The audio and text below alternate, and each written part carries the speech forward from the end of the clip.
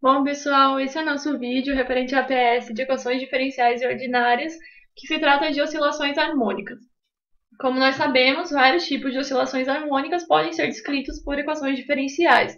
E no nosso caso, a gente escolheu o modelo do sistema massa-mola, onde a gente vai descrever ao longo desse vídeo. O sistema massa-mola, que é mostrado nessa figura aqui, ele consiste de uma mola presa numa extremidade, e nessa outra extremidade temos um corpo de massa m. A essa mola é atribuída uma constante k. Relembrando o que acontece no problema de massa-mola. Digamos que essa seja a situação de equilíbrio. O corpo parado, tudo está parado. Aqui eu puxei, estiquei essa mola. Então o que vai acontecer? Essa parte aqui do corpo, ela se deslocou, ou seja, esse corpo de massa m se deslocou a uma certa distância x. Vamos supor que a nossa direção positiva é para baixo. Como é sempre bom lembrar, esse é um problema unidimensional, então basta a gente definir sentido para baixo ou para cima. Então, para baixo vai ser positivo e para cima negativo. Então, o que acontece quando a gente puxa esse corpo? A mola vai puxá-lo de volta, ou seja, a mola vai puxá-lo com uma determinada força, que é representada aqui. A gente vai chamar essa força de Fm. Ela tem intensidade dada pela lei de Hooke, que diz que ela é proporcional a x. E a constante de proporcionalidade, que aqui é chamada de K na equação, é exatamente a constante de elasticidade da mola. Então, notem o que nós fizemos a suposição de que x para baixo é positivo. Então, esse x é maior do que zero. E nós vamos supor que essa constante de elasticidade é definida sendo maior do que zero também. Desse modo, essa força, que a gente pode chamar de restauradora, ela vai ser direcionada para cima, porque é de fato negativa pela nossa expressão. No equilíbrio, não tinha força nenhuma, como é demonstrado na figura. E no momento em que eu estico a mola, ela começa a exercer uma força igual a menos kx sobre esse corpo.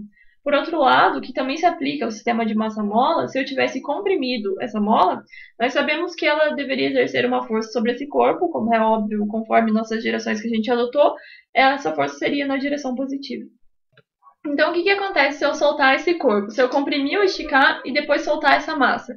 Todos nós sabemos o que deve acontecer é um movimento oscilatório, como a gente já viu nas disciplinas de física anteriores e durante a nossa vida toda. A ideia é modelar esse movimento que nós esperamos que aconteça, e isso pode ser feito através da segunda lei de Newton, que nos diz que a massa vezes a aceleração do corpo é igual às forças externas que atuam sobre ele. Se nós imaginarmos que adicionalmente à força que a mola exerce sobre esse corpo, que é a força restauradora, existe uma força externa atuando também, uma força que possivelmente vai depender do tempo, que ela não precisa ser constante, é bom lembrar, nós podemos colocar aqui então quais são as forças que atuam sobre esse corpo. A força da mola mais uma força externa. A força da mola, nós sabemos que é menos K vezes x. Então, eu vou reescrever essa equação da seguinte maneira. Massa vezes aceleração mais K vezes x é igual a F de t. Que esse F, logicamente, depende de t, como eu já disse. A função desconhecida x, ela aparece linearmente nessa equação. E ela é não homogênea porque eu tenho uma força externa aqui em princípio. Como é um problema que envolve segunda derivada, essa é uma equação diferencial de segunda ordem, de modo que ela depende de duas condições iniciais. Como a gente vai adotar, x no instante 0 é igual a x0, e a derivada de x no momento 0, a gente pode chamar de v0, que é a velocidade inicial. O que nós vamos fazer então? Vamos resolver essa equação diferencial para diversos tipos de forças externas. Por enquanto, vamos resolver a parte homogênea dessa equação, que corresponde à situação em que não há força nenhuma atuando sobre essa massa, que é o movimento sem amortecimento, o primeiro caso do sistema massa-mola. Então, nessa equação, nós vamos dividir todo mundo por m. Como ela é uma equação homogênea, que significa que f de t é igual a zero, e ela tem coeficientes constantes, a solução encontrada será a solução geral que é descrita nessa equação. A frequência angular do movimento, que é o nosso ômega, ele é chamado de raiz de k sobre n. Então, como a gente pode ver na equação do ômega, quanto maior é o k, ou seja, quanto mais dura a nossa mola, é maior a frequência da oscilação. E quanto maior a massa, que é o m, menor vai ser essa frequência da oscilação. Outro aspecto importante na análise desse problema é a linearidade. Nós somos capazes de resolver essa equação diferencial porque ela é linear, e o termo crucial associado a essa linearidade é a força que a mola exerce sobre o corpo. Então, isso significa que nós fizemos a suposição de que a mola responde linearmente ao deslocamento. É importante ressaltar que o sistema só opera dentro desse limite, onde a mola funciona de maneira linear. Então, aqui, nós vamos demonstrar o que foi explicado na teoria. Este é um aplicativo desenvolvido por uma pessoa chamada Rodrigo Neumann, da Universidade Federal do Rio de Janeiro. E ele nos mostra de forma prática o gráfico e o comportamento do sistema massa-mola. Nesse caso, não existe nenhum tipo de amortecimento. Nós vamos supor uma amplitude qualquer, que a gente vai colocar aqui 10 centímetros por esse movimento, uma frequência angular de 5 radianos por segundo e uma fase inicial de 0,π radianos. Nesse caso, a mola ela vai ter sempre um comportamento com a mesma amplitude, a qual não vai variar ao longo do movimento. E esse movimento, então, nunca vai parar. Ele vai acontecer até o tempo tendendo a infinito. Nós podemos ver que o comportamento é sempre igual ao da mola e o gráfico se comporta sempre da mesma maneira também, visto que não existe amortecimento nesse caso. O conceito do movimento harmônico livre, demonstrado na equação anterior, ele é um tanto quanto irreal, uma vez que é descrito pela equação que foi demonstrado anteriormente sobre a hipótese de que nenhuma força de retardamento age sobre a massa em movimento. A não ser que essa massa seja suspensa em um vácuo perfeito, vai haver pelo menos uma força contrária a esse movimento em decorrência do meio ambiente. No estudo de mecânica, as forças de amortecimento que atuam sobre um corpo são consideradas proporcionais a uma potência da velocidade instantânea. Em particular, nós vamos supor, durante toda a discussão que a gente vai fazer agora, que essa força é dada por um múltiplo constante da velocidade instantânea, que é a derivada da posição em relação ao tempo. Quando não houver outras forças externas agindo sobre o sistema, segue através da segunda lei de Newton que a massa vezes a aceleração é igual a menos kx menos beta vezes a velocidade instantânea, onde esse beta ele é positivo e nós podemos chamar ele de constante de amortecimento. E o seu sinal é negativo, obviamente, porque ele é uma consequência do fato de que a força amortecedora age no sentido oposto ao do movimento, com a intenção de parar esse movimento. Então, dividindo-se essa equação pela massa, obtemos a equação diferencial do movimento livre amortecido, que é essa demonstrada nesse slide. Por conveniência algébrica, como vocês podem reparar que essa equação ela sofreu uma alteração, esse símbolo 2λ ele foi usado somente para facilitar a nossa equação auxiliar, que nos dá essas raízes correspondentes. Agora, nós podemos distinguir três casos possíveis para o movimento amortecido, dependendo do sinal algébrico de λ² menos ω². Esse é o primeiro caso do movimento superamortecido. Esse movimento superamortecido ele acontece quando o λ² ele é maior do que o ω², ou seja, quando que isso acontece? Quando o sistema ele tem muito amortecimento ou quando esse sistema massa-mola está inserido em um meio com muita viscosidade. A solução geral dele, devido às suas raízes distintas que a gente vai encontrar na equação auxiliar, é essa mostrada aqui. Essa equação ela representa um movimento suave e não oscilatório, ou seja, essa mola ela simplesmente não vai chegar a completar uma oscilação, ela vai simplesmente parar devido ao grande amortecimento. Então aqui nós vamos mostrar na prática, usando o mesmo aplicativo mostrado para o movimento sem amortecimento, agora com amortecimento, a gente pode ver aqui que é o sistema massa-mola com amortecimento. Para demonstrar o gráfico e o comportamento dessa mola, nós colocamos uma posição inicial de 10 centímetros, uma velocidade inicial nula, uma frequência natural do sistema de 1 radiano por segundo e uma viscosidade de 2,2. Animando esse gráfico, a gente pode ver aqui o comportamento. A mola não chega a completar uma oscilação, aqui é o meio com a viscosidade grande, então essa mola simplesmente está parando com o decorrer do tempo. Aqui no gráfico é demonstrado a mesma coisa nessa linha vermelha. Simplesmente a posição dela está decaindo e está parando quando o tempo passa. Essa linha azul é para a gente comparar com o sistema sem amortecimento. Então, a gente pode ver que ele oscila normalmente, infinitamente, ao decorrer do tempo. O segundo caso do movimento amortecido é o movimento que é criticamente amortecido. Ele acontece quando o λ² é igual ao ω². E a solução geral dele é dessa forma aqui, devido às suas raízes serem repetidas. A gente pode observar a seguir, quando a gente for mostrar na forma prática, que esse movimento ele é bem semelhante ao sistema superamortecido. Mas a massa dele pode passar pela posição de equilíbrio no máximo uma vez.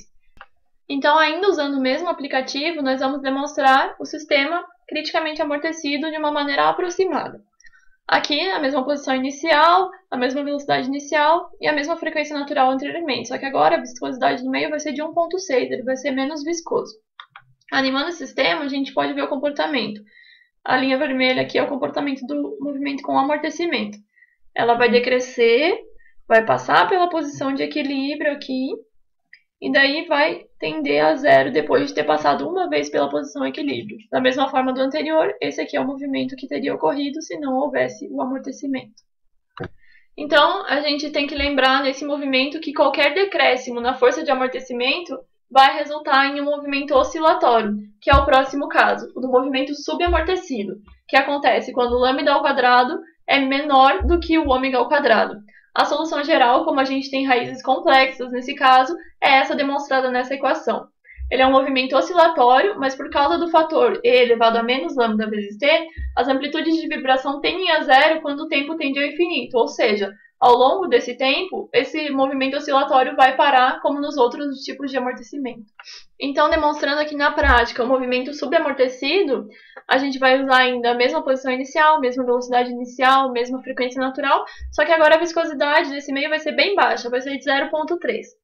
Animando esse sistema, a gente pode reparar que aqui a linha vermelha, que é com amortecimento, ainda que pouco, o meio aqui tem pouca viscosidade, e a gente pode até reparar que comparando a linha azul, que é sem amortecimento, de início ele vai apresentar um movimento oscilatório bem parecido.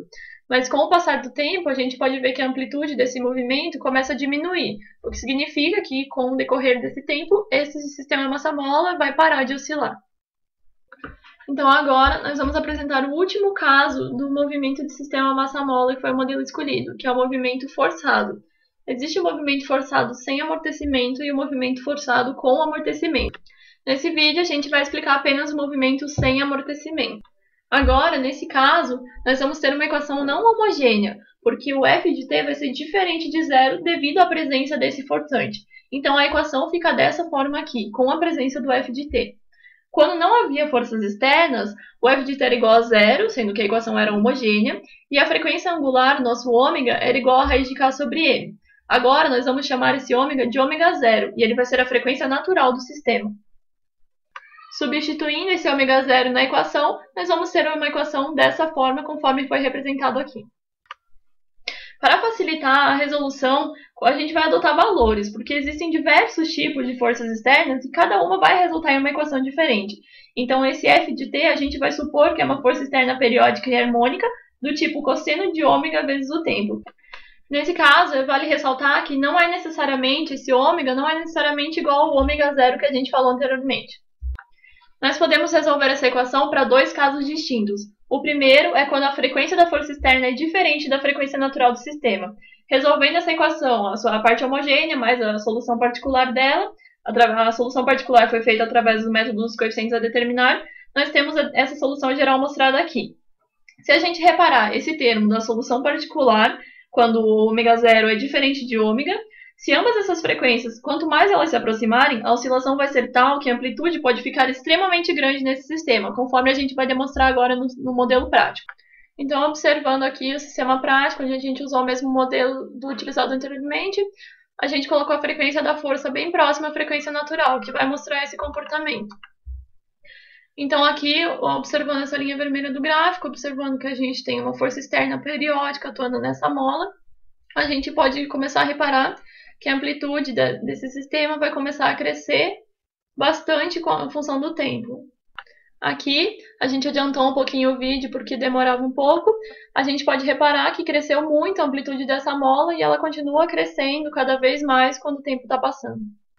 Resolvendo essa equação para quando a frequência natural desse sistema é igual à frequência da força externa, a gente vai obter a mesma solução geral para a parte homogênea com a solução particular diferente. Observando essa solução particular, a gente vai ver que a amplitude ela cresce linearmente com o tempo. E na prática, esse fenômeno ele é chamado de ressonância. Ou seja, como a amplitude ela se comporta de forma linear em relação ao tempo, quando o tempo tende ao infinito, essa amplitude vai ficar tão grande que o sistema vai se romper. Então é isso, pessoal. Muito obrigado pela atenção e tchau!